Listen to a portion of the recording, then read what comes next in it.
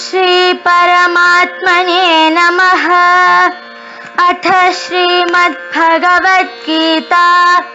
अतः चतुर्थोऽध्यायः ज्ञानयोगः।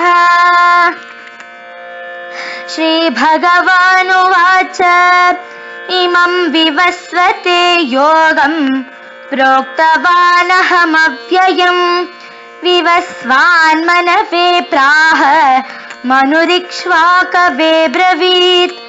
एवं परम्परा प्राप्तम् इमं राजर्षयो विदुः सकाले नेह महता योगो नष्टः परन्तप। स एवायं मया तेऽद्य योगः प्रोक्तः पुरातनः। भक्तोऽसि मे सखा चेति रहस्यं ह्येतदुत्तमम्। अर्जुन उवाच अपरं भवतो जन्म परं जन्म विवस्वतः कथं एतद्विजानीयाम् त्वम् आदौ प्रोक्तवानिति। श्रीभगवानुवाच बहूनि मे व्यतीतानि जन्मानि तव चार्जुन तान्यहं वेद सर्वाणि न त्वं वेत्तः परन्तप। अजोऽपि सन्नव्ययात्मा भूतानामीश्वरोऽपि सन् प्रकृतिं स्वामधिष्ठाय सम्भवाम्यात्ममायया। यदा यदा हि धर्मस्य ग्लानिर्भवति भारत अभ्युत्थानम् अधर्मस्य तदात्मानं सृजाम्यहम्। परित्राणाय साधूनां विनाशाय च दुष्कृतां धर्म संस्थापनार्थाय सम्भवामि युगे युगे। जन्म कर्म च मे दिव्यम् एवं यो वेति तत्त्वतः त्यक्त्वा देहं पुनर्जन्म नैति मामेति सोऽर्जुन। वीतरागभयक्रोधा मन्मया मामुपाश्रिताः बहवो ज्ञानतपसा पूता मद्भावमागताः। ये यथा मां प्रपद्यन्ते तांस्तथैव भजाम्यहम्। मम वर्त्मानुवर्तन्ते मनुष्याः पार्थ सर्वशः काङ्क्षन्तः कर्मणां सिद्धिं यजन्त इह देवताः। क्षिप्रं हि मानुषे लोके सिद्धिर्भवति कर्मजा। चातुर्वर्ण्यं मया सृष्टं गुणकर्म विभागशः तस्य कर्तारमपि मां विद्य कर्तारमव्ययम्। न मां कर्माणि लिम्पन्ति न मे कर्मफले स्पृहा इति मां योऽभिजानाति कर्मभिर्न स बध्यते। एवं ज्ञात्वा कृतं कर्म पूर्वैरपि मुमुक्षुभिः कुरु कर्मैव तस्मात् त्वं पूर्वैः पूर्वतरं कृतम्। किं कर्म किम् अकर्मेति कवयोऽप्यत्र मोहिताः तत्ते कर्म प्रवक्ष्यामि यज्ञात्वा मोक्ष्यसे शुभात्। कर्मण्यो ह्यपि बोधव्यं च विकर्मणः अकर्मणश्च बोधव्यं गहना कर्मणो गतिः। कर्मण्यकर्म यः पश्येत् अकर्मणि च कर्म यः स बुद्धिमान् मनुष्येषु स युक्तः कृत्स्नकर्मकृत्। यस्य सर्वे समारम्भाः कामसङ्कल्पवर्जिताः ज्ञानाग्निदग्धकर्माणं तम् आहुः पण्डितं बुधाः। त्यक्त्वा त्यक्त्वा कर्मफलासङ्गं नित्यतृप्तो निराश्रयः कर्मण्यभिप्रवृत्तोऽपि नैव किञ्चित् करोति सः निराशीर्यत चित्तात्मा त्यक्तसर्वपरिग्रहः शारीरं केवलं कर्म कुर्वन्नाप्नोति किल्बिषम् यदृच्छालाभसन्तुष्टो द्वन्द्वातीतो विमत्सरः समः सिद्धावसिद्धौ च कृत्वापि न निबध्यते गतसङ्गस्य मुक्तस्य ज्ञानावस्थितचेतसः यज्ञायाचरतः कर्म समग्रं प्रविलीयते ब्रह्मार्पणं ब्रह्महविः ब्रह्माग्नौ ब्रह्मणाहुतं ब्रह्मैव तेन गन्तव्यं ब्रह्मकर्म समाधिना दैवमेव परे यज्ञं योगिनः पर्युपासते ब्रह्माग्नावपरे यज्ञं यज्ञेनैवोपजुह्वति श्रोत्रादीनीन्द्रियाण्यन्ये संयमाग्निषु जुह्वति शब्दादीन् विषयान्यन्य इन्द्रियाग्निषु जुह्वति सर्वाणीन्द्रियकर्माणि प्राणकर्माणि च परे आत्मसंयम योगाग्नौ जुह्वति ज्ञानदीपिते द्रव्ययज्ञास्तपोयज्ञा योगयज्ञास्तथा परे स्वाध्यायज्ञानयज्ञाश्च यतयः संशिताव्रताः अपाने जुह्वति प्राणं प्राणे पानं तथा परे प्राणापानगतिरुद्ध्वा प्राणायामपरायणाः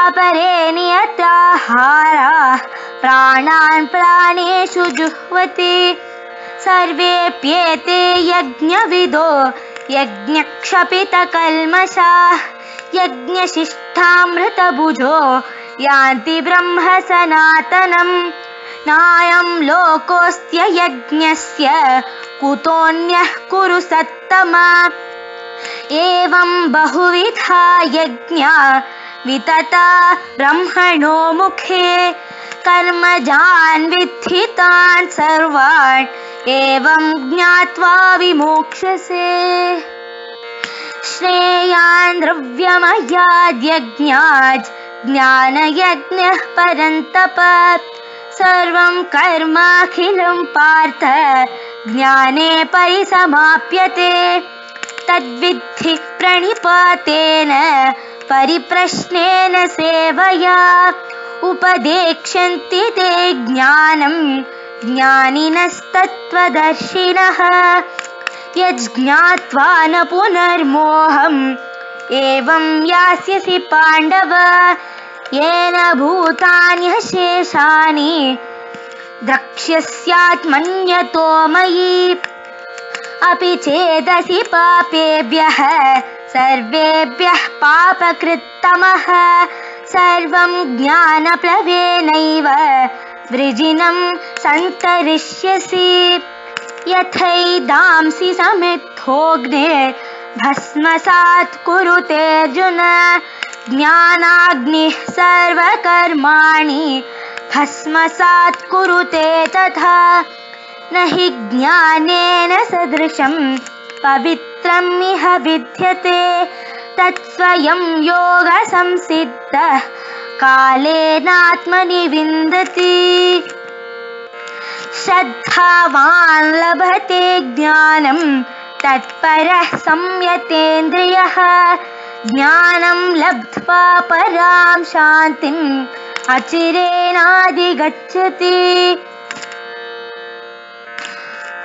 अज्ञश्चाश्रद्धधानाश्च संशयात् मा विनश्यति नायं लोकोऽस्ति न परो न सुखं संशयात्मनः योगसन्न्यस्तकर्माणं ज्ञानसञ्छिन्न संशयम् आत्मवन्तं न कर्माणि निबध्नन्ति धनञ्जय तस्मादज्ञानसम्भूतं हृत्स्थं ज्ञानाशिनात्मनः चित्वैनं संशयं योगो आतिष्ठोत्तिष्ठ Bharata.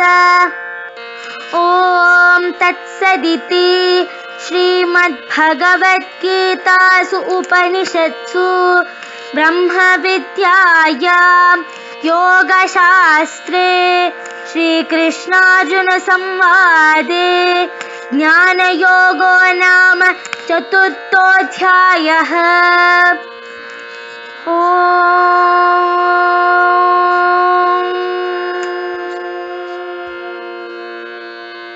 Now I will be giving you the summary of the 4th chapter in the Gita. Lord Krishna said, I explained this eternal science of yoga to Vivaswan. Vivaswan shared it with Manu, then Manu imparted it to Ikshvaku. This science was taught and handed down in succession, but in time was broken and the science of yoga seems to be lost. I am now teaching you this very same science of yoga. It is the fundamental secret, but I describe it to you because you are my trusted devotee and friend. Arjuna said, you took birth long after Vivaswan was born.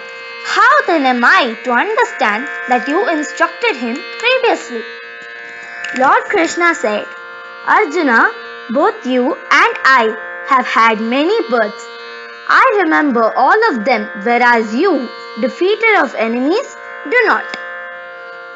Although I am birthless and by nature eternal, and although I am the controller of all beings, I still remain in control of my material energy I manifest by my own inner power. O descendant of Bharata, whenever there is a decline in dharma and an abundance of unrighteousness, I take form. I appear every millennium to protect the virtuous and the pious, to annihilate evildoers and to establish my dharma. One who is fully aware of the divine nature of my birth and activities does not take birth again in the material world but attains me, O Arjuna. In the past, many people who were free from attachment, fear and anger with mind absorbed in me and who had surrendered into me were purified by the fire of knowledge and reached me. In whatever manner people worship me, I respond to them accordingly. Everyone in all circumstances follow my path, O Arjuna. People living in the material world who desire material success perform sacrifices in worship of gods. They would surely see the results of such ritualistic acts in this world. Taking into consideration the effects of the gunas and one's own karma, I created the 4 socio-religious divisions, caste. And though I created this system, you should know that I am eternal and not responsible for its results. There is no creation that implicates me, for I have no desire for the fruits of action. One who realizes me is thus not bound by karma. Having known this, ancient seekers of transcendence also performed action. Therefore, now you should also act as the ancients did. The path of action and the path of inaction appear to confuse even the wise men. Learn the path of action through my explanation and be liberated from evil. One must understand the nature of prescribed action, the nature of forbidden action, and also the nature of inaction. The path of action is mystifying. One who identifies inaction in action and action in inaction is wise in human society. Such a person is spiritually inclined while engaged in all types of work. A person who has purged desire and motivation from his activities and burnt his karmic actions in the fire of knowledge is called a sage by the wise. Expecting nothing, content with every outcome, overcoming dualities, free from envy, and steady in the face of success and failure, constantly engaged in work, such a person will not incur karmic reactions. A liberated soul, firm in knowledge, who is detached and acts only in sacrifice, dissolves all his karma. If one's thoughts are fully absorbed in the Absolute, all his spiritual offering also becomes a part of the same Absolute. Some make offerings to the gods, while still others offer themselves into the fire of Brahman. Some offer their sense of hearing into the fire of restraint, while others offer the other sense objects themselves into the fire of sense. Some offer the functions of all the organs and the functions of the life-giving air into the fire of self-controlled yoga, which is lit by knowledge. Some make offerings through acts of charity, others through austerities, and others through yoga practice, while disciplined ascetics do so through scriptural study and knowledge. Some practice breath control. They offer inhalation into exhalation and exhalation into inhalation, thereby controlling both. Others offer their vital force by curbing their intake of food and controlling their breath. All these people are well aware of the power of sacrifice and are cleansed of evil through it. They enjoy the sacrificial remnants and attain eternal Brahman. O best of the Kuru dynasty, without sacrifice, no one can live happily even in this world. What then of the other world? The sacred literature constitutes many such sacrifices. Be aware that they are born from action, and thus knowing, you shall be liberated. O vanquisher of the foes, the highest sacrifice is that of wisdom, which is superior material sacrifice, because whatever may be accomplished by action is realized only in wisdom. That wisdom can be acquired through humble resignation, significant queries, and by rendering advice through the wise who have realized the truth. They in turn will impart wisdom to you. O son of Pandu, once you have gained this wisdom, you will no more be deluded, for that knowledge enables you to see all living beings in terms of their common spiritual essence as one with you and living in me. The most sinful person can be absolved of his sins through transcendental knowledge. O Arjuna, the fire of this supreme knowledge reduces all karmic reactions to ashes, such as raging fires reduce wood to ashes. There is nothing more purifying than transcendental knowledge. One who is perfect in devotion realizes this understanding within himself in due course. One who has faith and who with controlled senses is devoted to attaining this wisdom is successful in his endeavor. With wisdom and knowledge, he quickly attains the supreme peace. Those who are ignorant, untrustworthy, or suspicious are lost. There is neither happiness nor success in this world or the next for the doubting soul. O Dhananjaya, one who has renounced action through devotion and one whose doubt is removed by knowledge is thus composed in his self and is not bound by karma. O descendant of Bharata, having thus removed your doubts arising from ignorance with the sword of knowledge, take refuge in yoga and stand for battle. Thank you. I hope you enjoyed listening.